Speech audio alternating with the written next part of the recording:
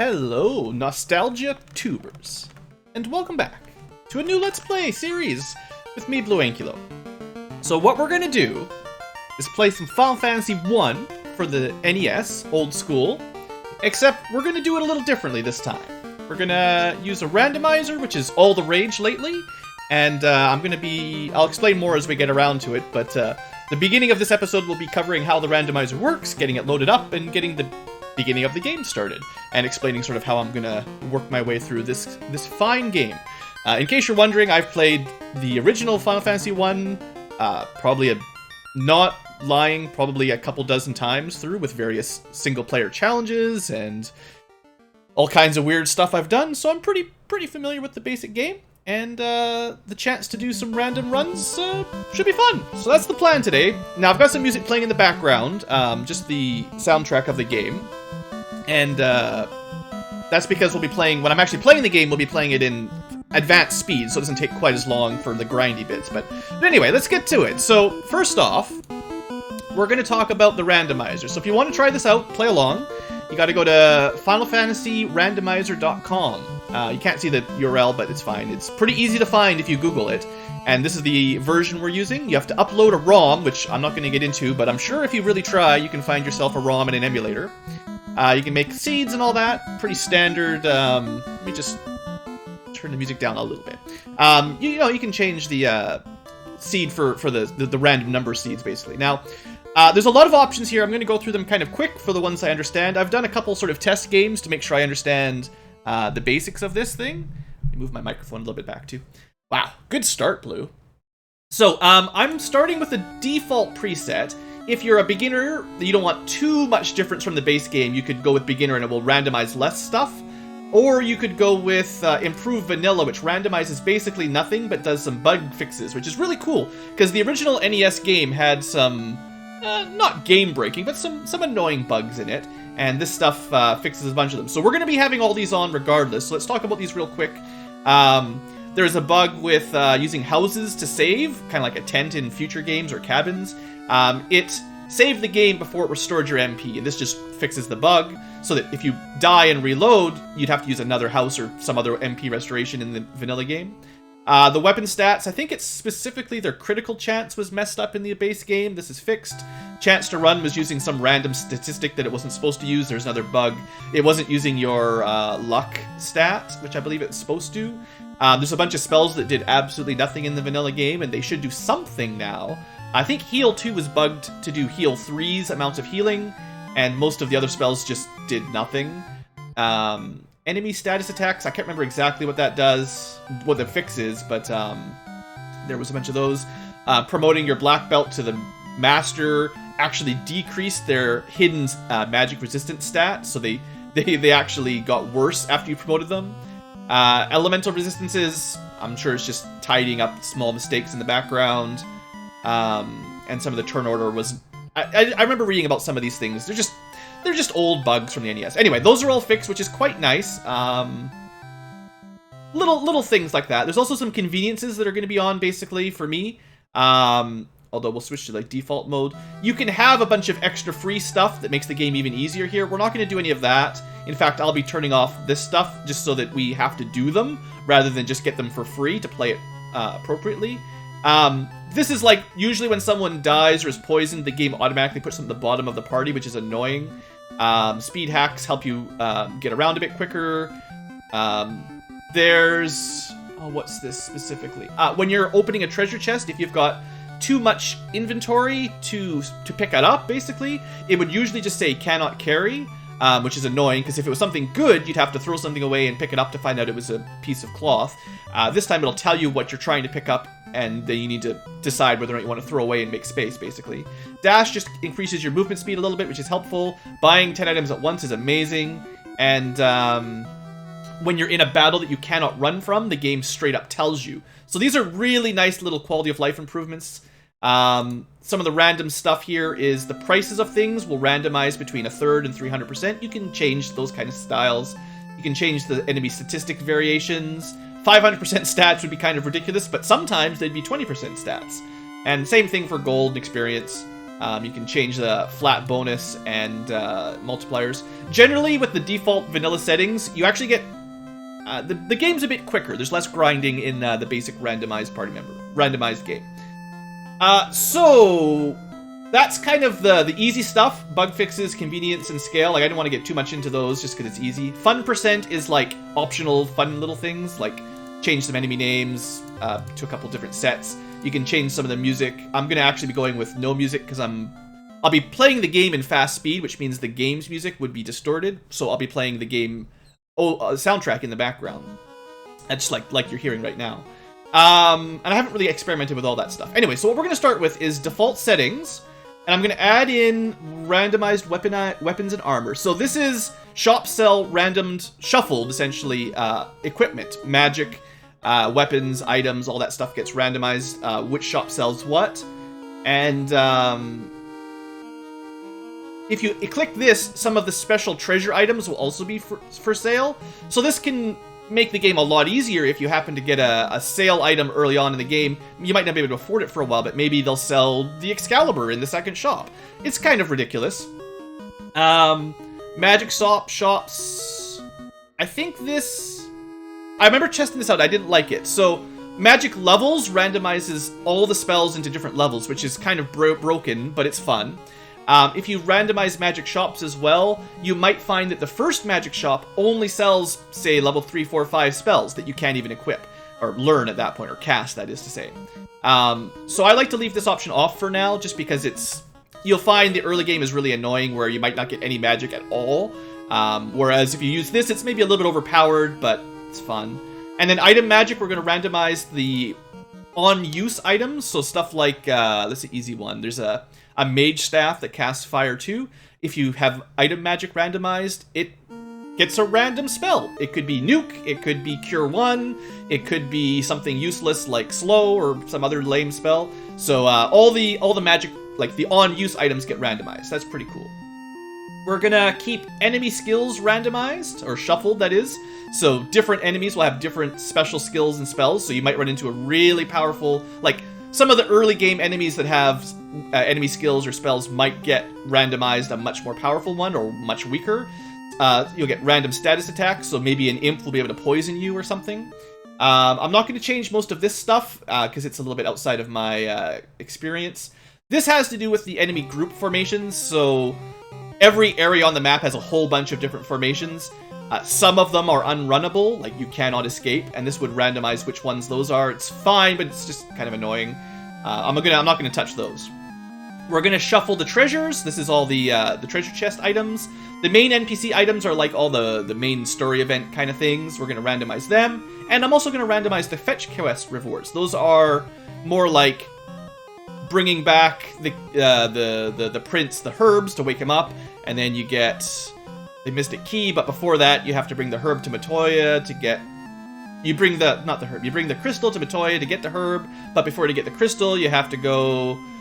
I forget. It's been a long time, but there's a whole bunch of like go here to get that kind of quests. If you leave it off, those will work kind of like vanilla. If you turn it on, you probably won't be able to complete them until near the end of the game, but it's kind of fun. Anyway, that's fine. So incentivized locations and items are kind of linked together. These are areas in the game that will put the special items, the quest stuff, and anything you want to add in specifically, or at least anything on this list. So the main NPCs are the main items here. That's where you got the ship, the loot, the airship, all of the main items. So we're going to randomize those locations and those items, although that's sort of, I think, automatically, basically. We're going to randomize fetch quest NPCs because we added them here as well. That connects them. And then, like, usually you get the floater in the ice cave, the rat's tail in Castle of Ordeals. You'd normally get the crown in the marsh cave. Earth cave would have the rod. Those all are automatically. I'm going to add in others sort of to incentivize going to other dungeons. Otherwise, you always know which dungeons to go to get the next item that will progress the quest. So I like having them all on. And you don't need to put them in here, but we've got all the main quest items. We're also going to throw the Mazmune into that list, as well as the ribbon, the opal bracelet, because these are like top tier equipment. You can throw these in as well if you want, but I don't think it matters too much. They'll show up somewhere, but they might not show up specifically in one of your reward chests, I guess. Your, you know, well, I guess... I changed my mind. Well, admit, whatever. It's fine. I don't think it makes a huge difference anyway. So then there's some goals. I'm not going to touch these because I haven't experimented with them yet, but you can change, kind of, you can shortcut the game a little bit so you don't have to get all the dungeons cleared. So you have to get all the orbs, basically, and there's different final bosses and stuff. I'll try them out one day.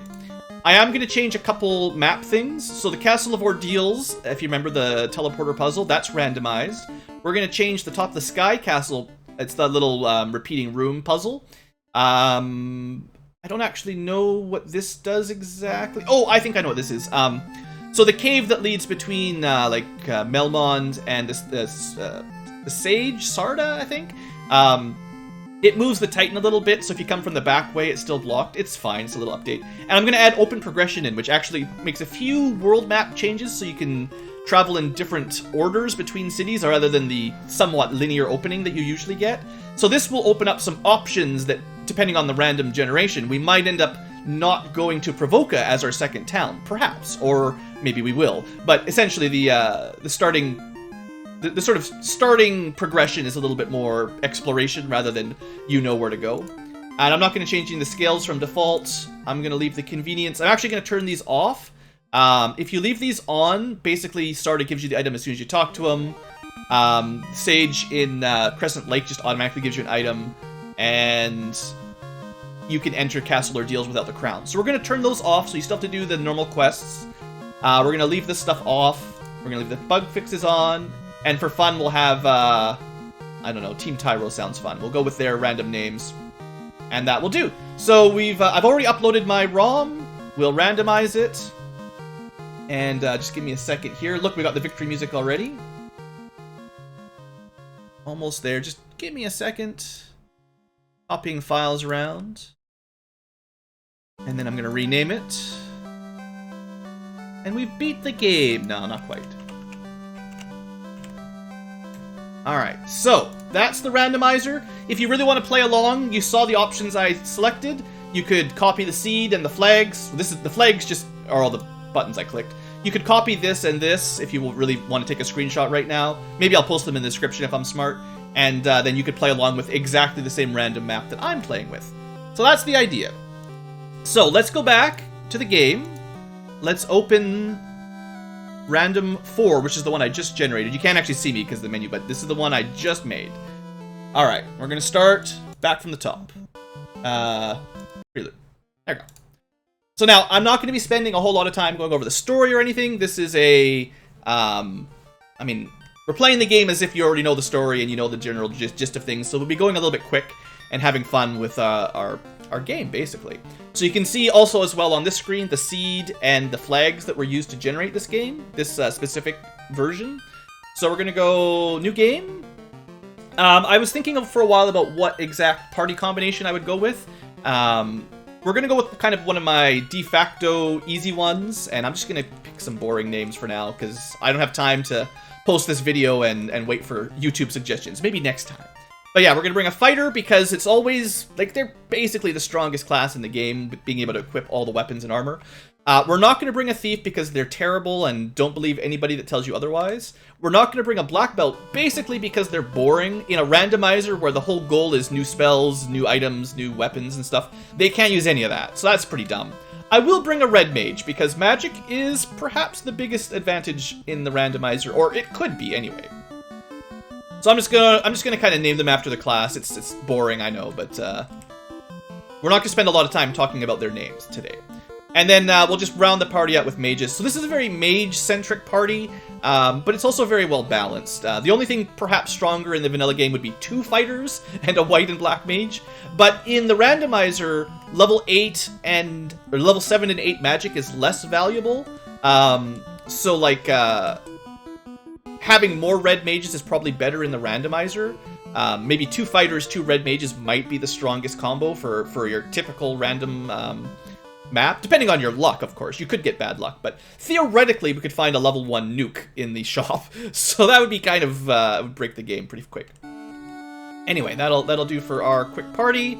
There you go. Fighter, red mage, white mage, black mage. It's one of the classics. It's actually, I think, in the manual, it's like one of the recommended starting parties that's pretty easy. Black belt's often subbed for the red mage, but you almost always go fighter, white, black if you want it to be easy, and then you throw in something like a red mage or another fighter. Okay, so, we're going to be playing it in about double speed, give or take, and then I've got the option to toggle it into even faster mode, depending on what we're doing, if we're grinding or not. We'll start by... You know, maybe I'll every now and then I'll line the music up. We are in the city. Look at that, we're in the city, happy. Now we're also in dash mode because of the mod. This is your normal walking speed, and we've got auto run enabled basically. So that helps. That's why we're not frame skipping so much. And let's dive right into the meat of the randomizer. What weapons are in the first shop? Well, that's cool. The best weapon in the game for the promoted black mage. Coral swords, kind of worthless. Ice Sword's pretty good, but it's going to be a while before we can afford it, and the rest of the stuff's basically junk. You may notice that the prices are randomized, and also the selection is randomized, so that's kind of a shame. There's no weapons. The problem with this is there's no weapons for our level 1 fighter. The best we can do is maybe save up and buy him a silver axe, which is actually pretty good. Never mind, that's fine. That's a pretty good weapon. It's no silver sword, but for a level 1 town, that'll be fine. Armor, what do we get? You know, the best shield in the game, well, second best shield in the game, let's say. But now we can just buy them. So if you had like 4 fighters, you could give them each an opal shield, rather than, usually they're unique. There's only 1, or maybe 2 for some of the opal equipment.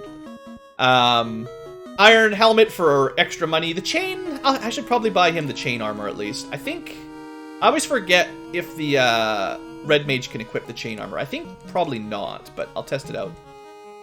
Luckily, oh, he can equip it. Cool. So at least two characters will have good armor right off the bat. So that's kind of fortunate. 15 gold is a steal of a deal for that. So anyway, there we go. We got 15 absorb. So actually, I would say that's very lucky. We've got 2 very well-protected frontline characters.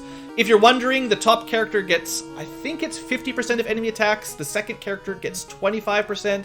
And then the bottom 2 get 12.5% of the enemy targeting. So you want the top 2 to have the most armor, basically. Here's the big question. What kind of magic do we get? Level 1, we get the access to heal 2, harm 2, and the rest doesn't matter much. It's a pretty good deal. So we'll buy harm... Actually, I should probably buy, just for ordering, we'll buy heal 2 first. And then harm 2 behind it. And before we buy spells for our red mage, let's check the black shop. I couldn't have planned it better. Well, this will be a fun run. So, I was joking when I said you could get nuke at level 1. Well, that'll do it. So, yeah, we'll be fine. We'll be 100% fine. This has turned into an absolute joke run. The interesting bit will be seeing how the randomizer works. It will not be the difficulty of the game. So let's do a couple battles to get a couple level ups, and then we'll go kill Astos real quick. So it's good because we have no weapons. We would have I'll just do like a round of normal combat here, just so you can see how bad we would do without those spells. The fighter is strong, so he can do enough damage to kill stuff, but nobody else will be able to kill an imp, the weakest enemy in the game. So depending on the imp's attacks here, I kind of want to see what they can do, because we're going to wipe them out with nuke in a second. Theoretically, I've seen them like poison and stun before. You know, you could have a very difficult first fight here with no weapons if you had no good spells. So obviously, if you're boring, I just want to show it off once. Even with a relatively weak starting party in terms of physical weapons, imps are generally still weak enough. Now, they got randomized stats. Imagine if they had 500% HP or attack power, like, that would be very difficult. Now, we got a ridiculous amount of experience there. I forgot to show that off, unless you were paying close attention on the status screen. The randomizer also lowered the XP requirement, which I'm a fan of. I think it took probably the numbers, or at least very close to the numbers, from the remake, either the PlayStation 1 or the Game Boy Advance remake of Final Fantasy 1. So everyone levels up a lot quicker, which is probably for the best, especially on a randomizer. But also the imps gave us way more experience, and that was one of the sliders. You can turn that down if you think that's cheating. And I wouldn't blame you, because it is pretty overpowered. So anyway, let's save. Again, even the in prices are randomized. They could be completely different numbers there, depending on your luck. And the item shop is I forgot to show this. So the heal potions are super cheap today. In fact, everything's at a pretty good discount. So let's buy a good stock of healing potions, seeing as I've got a bit of money. I didn't really get any cheap cure spells. I got heal too, so I'm actually really far ahead of schedule here. But I'll buy a good stack of pure potions. I'll buy a couple cabins so we can save. Yeah, I've got just enough money for this. So now I can save the game on the fly, and I can afford one soft just in case we find an enemy early on that causes stone, because if it does, we're kind of screwed. I think the randomizer probably basically guarantees you get all of the status curing in the first town. Otherwise, you'd probably get soft locked pretty easily. It's a big group. Let's test out Nuke. So because we got the level ups, we get an extra casting of Nuke, thanks to being level 3 rather than 1. If we want to do a little bit of level grinding here, we could probably get to level 6 or 7 pretty fast, but... Meanwhile, we've got Nuke. I can't believe my luck. That's great. So we'll get a few more level ups as we go. Just like the vanilla game, some of your statistic upgrades, like your HP and your strength and stuff, they'll be generated randomly. So... some characters, depending on your luck, will end up with slightly better strength or intelligence or HP, just even if you're playing along with me, basically.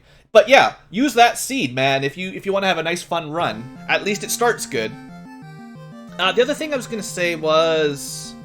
in the status screen, I'm not sure... Yeah, they removed the intelligence stat. So it says magic defense on the third line. That used to be intelligence, and it did literally nothing. So I think now they're just showing you what the character's previously hidden magic defense was. So they played around with the screen a little bit. Vitality does affect how much HP you get, agility is your evasion, and strength affects your damage. Luck has a small effect on your evasion, I think, and your hit percent. I forget exactly the formulas, and I'm not sure if the randomizer changed any of that, so... Anyway, we're almost there. Let's fight some grumps. There we go, there's our first changed name. They were originally called Great Imps, or Grey Imps, I forget. But it was Grimp anyway. But today they're so strong we can't fight them because we don't actually have a weapon. I should have saved up some money so we could buy that silver axe, because otherwise we can't really kill anything. But I had the nuke, so as long as we started this game with 6 nukes, we'll be fine. Alright, you know what? I'll kill one more group because ponies make me mad. These guys are like actually the bane of early game because they do so much damage. You can see Black Mage there is almost dead. They have definitely caused some party wipes in my past, especially when you're doing solo challenges. Alright. So, let's use one of our cabins. Yeah, it's fine. I'm not terribly worried about this boss fight. There's some items to the left and right that we might get, but first and foremost, let's go deal with Garland, our first quest. It's not the end of the game. No, we need boss music. Where's, There we go, perfect. Let's do this. Alright, Garland, have at thee. Now, Garland was not prepared for the party knowing the nuke spell. So, he thinks he's all hot stuff. Oh, he got nuked. Well, that was fun. Where's the, Well, we didn't die. He died. We'll play the song because it's sad. Poor Garland. Alright, so we save the princess, get teleported back. And...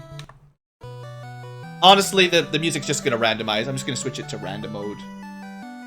As much as I love this tune... there we go. We'll just let it... we'll ignore it. I could spend a lot of time trying to keep the music matching here, but...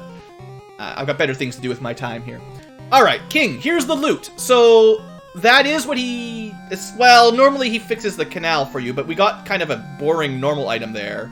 And we got the rod instead. So you'll see some of the dialogue's a little different, just to save... well, they had to make it so it fits for all the different random possibilities. Now, what you might be noticing, Blue, you might be saying, hey, Blue, there's a problem here. Normally, there's a bridge that opens up. The king would normally give you the bridge sort of item in the randomizer, which would let you travel past Matoya's cave to Provoca, the pirate city. We did not get that. So what are we going to do? Well, first and foremost, I'm going to go buy an axe. Because I don't have any weapons at all, and we don't have enough money to buy ice swords yet. I actually wonder, I wonder if the red mage can also equip silver axes. He cannot, unfortunately. I generally just assume the fighter can equip everything and no one else can equip anything that's any good. That's how I usually run these games. Anyway, the point is, the fighter will now be able to kill stuff pretty well, and everyone else is going to have to rely on nuke.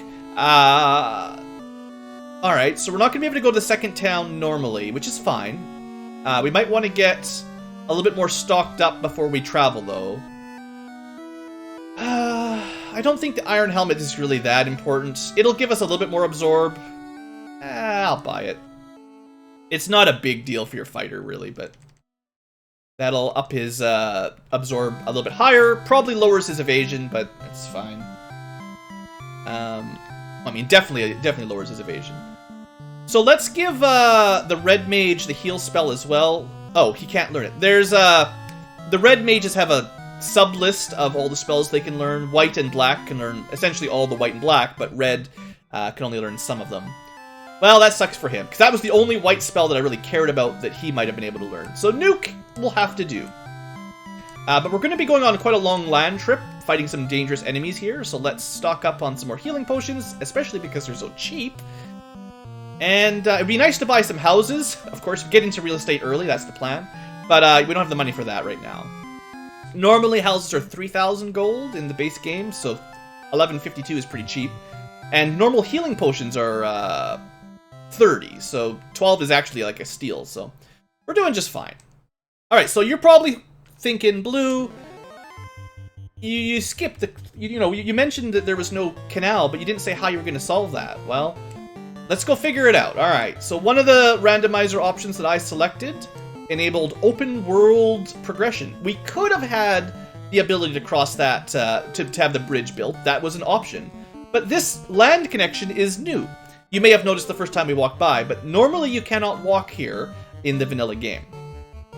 And we get a bit more difficult fight. Ogres are traditionally your money makers early on in the game, but they'll be different here. Let's see what kind of stats they have. Pretty good physical hit. Luckily, the fighter does enough damage to kill them. Usually you'd have like a silver sword to make it really easy, but a silver axe is almost as good, so we'll do fine here. It's better in some situations. I don't want to get into the min-maxing of which weapons are better at which breakpoints, but usually you go with the silver sword anyway.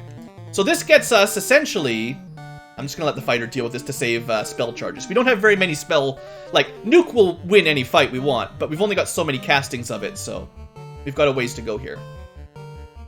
The creeps are definitely lower priority than the ogres, unless they get some sort of weird status effect from the randomizer, which is, possible. You might notice the fighter is starting to get 2 attacks per round. That's because his silver axe is really good, but his hit percent does go up quickly anyway, so it could be from level ups as well. I'll have a quick look at his stats here. Again, I'm not going to spend a ton of time for this Let's Play going into the details. I think once you cross the 33% hit number, you get 2 attacks per round, and once you get to 66, you'll get 3, and it just goes up like that. So we got a bunch of money and a pure potion. That's kind of boring. There's probably nothing else we can do in the dwarf cave right now. Eventually, there's a fetch quest there, fetch quest down to the bottom of that cave, and then a door that's locked by the mystic key. But neither of those are doable at the moment. This will eventually turn into the canal, and for now, it'll work as our prologue. So let me throw that on just for the feels. It's the Final Fantasy Randomizer. So I gotta say, all the developers that put their work into this, I'm a pretty big fan of it. I haven't played it for too long so far, but this is a pretty well done little randomized mod, and I know old school games and randomizers are becoming maybe, I'm not gonna call them a fad yet, but they're certainly becoming a thing lately. I'm gonna at least stick with Final Fantasy 1 because that was my favorite game as a kid. So the fact that there's a pretty high quality randomizer here, it's breathing a little bit of extra life into it, so I'm pretty happy. Anyway, that is often the canal, but it's not broken. It's still a land bridge for now. So, oh, we have a. So we didn't get the canoe, so there must be another way to go. There's always another way to go. The randomizer wouldn't screw me. They wouldn't give me the nuke spell and then not give me a way to get around the map. I forgot about I forgot that there was rivers there. So where are we gonna go? I don't like these. You know what I didn't do? In the Chaos Shrine, where we fought Garland, there's 2 chests that we could open. it's perfectly possible that one of them has the item I need. There's not a whole lot of other areas to go, so let's try that. I think I could show you the map of the world in case you've really never played the game and you're confused. I'll throw that up here in a second. Speed through the battle a little bit. So if you look, not that. It's my key combo. All right. Did they get rid of the map? There we go. Just forgot it's a B plus select. So you can see the little flashing area where we are. Normally, you'd go from the area to the right where we started, further to the right, sort of the top northeast of the lower continent, and get a ship. Unfortunately, we couldn't go there. Now, it's possible that they opened up this land connection as well. Nope, they did not. This would be the way, sort of, towards the, I guess it would normally be the 4th city of Melmond, but there's no land bridge over here. We'll figure it out, don't worry about it. There's no way, now the music's taunting me with the ship sound effects that I don't have. Let's start playing in a little bit faster mode. Once I've killed a few enemies, like once I've kind of killed an enemy type once or twice, I'll be a little bit, you know, I'll be willing to sort of speed up the fight a little bit just to save some time. This looks like a great nuke option. Let's use the nuclear option. And I'll speed it up just to, you know. The point of this Let's Play is to have some fun and experiment with the randomizer, not so much to play it slowly and take 20 episodes. Like, I kind of expect this to be done in a few episodes. Alright, well, speaking of which, we're at 30 minutes, which is my typical episode time. So I am going to end the episode here. Next time, we're going to head up and try not to die with the death music. But I'm really hoping that we get either a bridge or a canoe in the Chaos Shrine, because otherwise we're kind of hooped. The loot is all nice and the rod is all good, but neither of those items open up an area for us to go forward, so it'll be fun. Anyway, I'll see you there next time. Thanks for watching, folks. I hope you've enjoyed. Hope you're excited to see the randomized Final Fantasy series, and maybe playing along with me if you're having some fun. See you later.